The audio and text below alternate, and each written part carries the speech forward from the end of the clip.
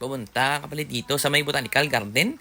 You know what? Sa tapat lang pala ng bahay namin or hotel pala namin ay Botanical Garden. Saka nakatipid kami dito sa oras at saka sa parking. Kasi kung wala kang sasakyan dito, bossing, no.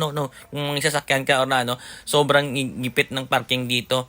Saka maganda dito, bossing, malapit lang ang souvenir dito mismo sa may Botanical Garden. Saka sobrang mura dyan. Saka pagkatapos ng Botanical Garden, nag-drive na kami papuntang, Strawberry Farm. Medyo malayo siya pero carry bills lang kasi nakapagrenta kami ng sasakyan dito, no? Parang piyaw-piyaw naman si Charles nagdadrive, no? Ang daming kurbada dito. Pero ingat-ingat lang kami dito. Dito kami sa may Strawberry Farm.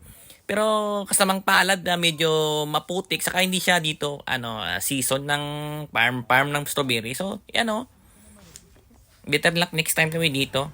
Punta kami ng Burnham Park. Yan, hindi ko napaka-capture yung mansion kasi sa sobrang daming tao, mga busing na picture dun. Sobrang graming ganap dun. Yan, pagkatapos punta kami sa bundok dito, parang retreat house siya. Yan, ang ganda, government. So, pagkatapos ng retreat house, sa may, ang lumang hotel, parang horror hotel yan yata yan. Pagkatapos may napagod, uminom, chill, yan. Okay, sa may yun, sisling na yun. Pagkatapos sisling, siyempre bar konti.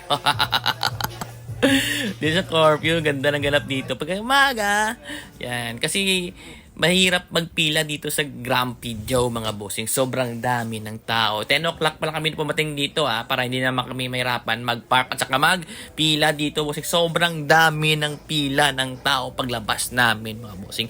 Ang dami.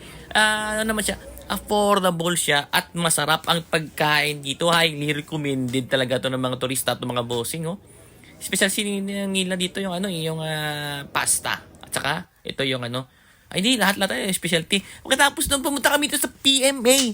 PMA must.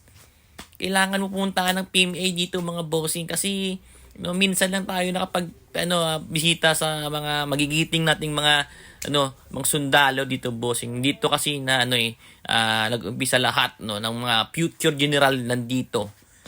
Yan.